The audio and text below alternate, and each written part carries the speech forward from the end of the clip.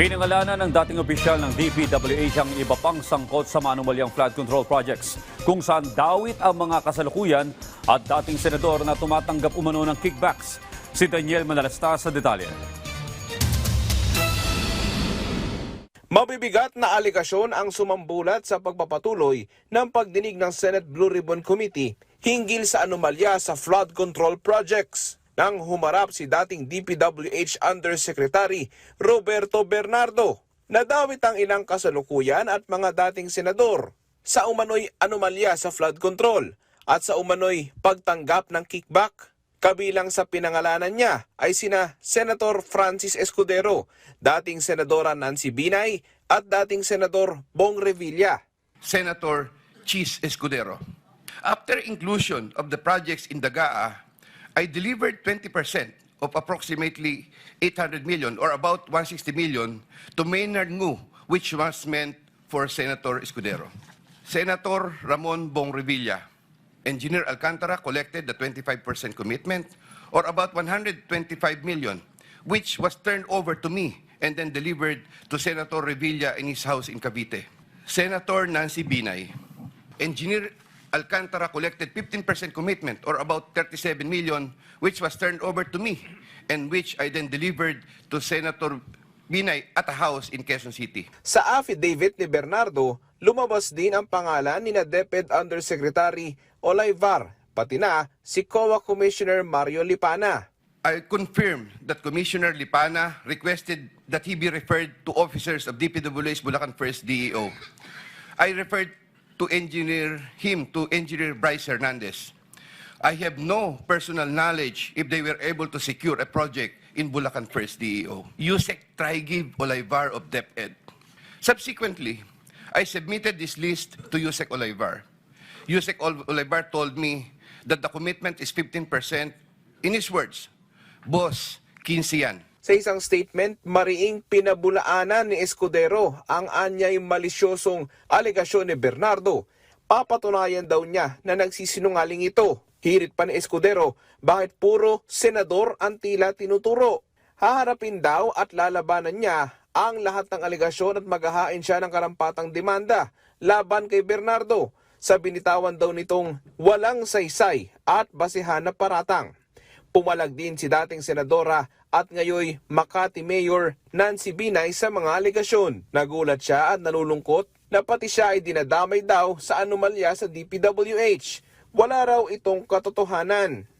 Sabi naman ng kampo ni Revilla, kinokondena ng dating senador ang mga akusasyon ni Bernardo at handa ang dating senador na makipagtulungan sa legal na proseso para lumabas ang katotohanan. Pinabulaanan din ni Olaivar ang mga alegasyon at bukas siya sa investigasyon sa usapin. Sa sinumpaang salaysay ni Bernardo, lumutang din ang pangalan ni Congressman Zaldico. Congressman Zaldico. Engineer Alcantara then told me that Cong Zaldico was asking for a 25% commission, and out of that amount, 2% was to be shared equally between Engineer Alcantara and myself. In his exact words, Boss, hati na tayo sa 2%. Furthermore, Engineer Alcantara would tell me every time that he made deliveries of cash to Congressman Zaldico. Ang ibig sabihin ng basura ay malita na may lamang pera.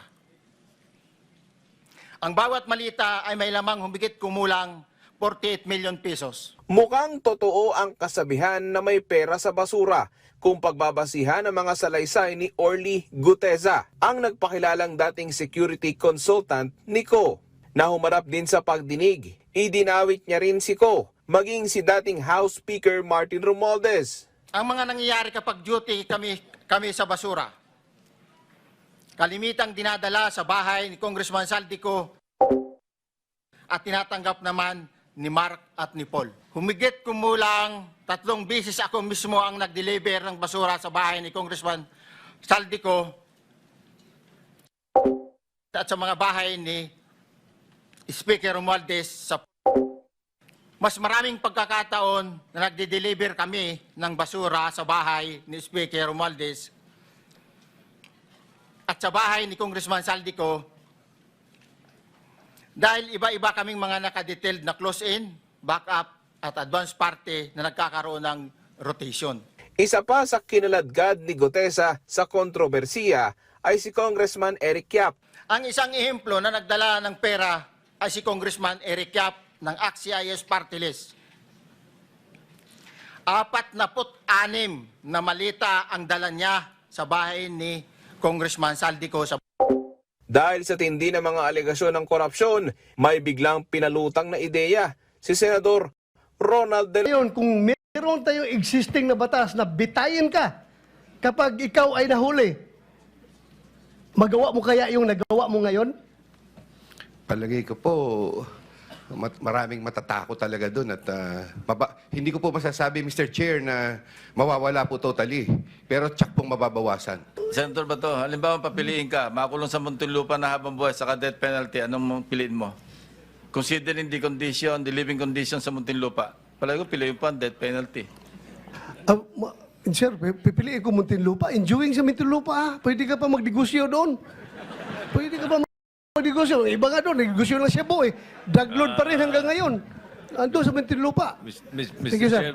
Mr. Chairman, I move to strike out that statement. Inaasahang may kasunod pa ang pagdinig.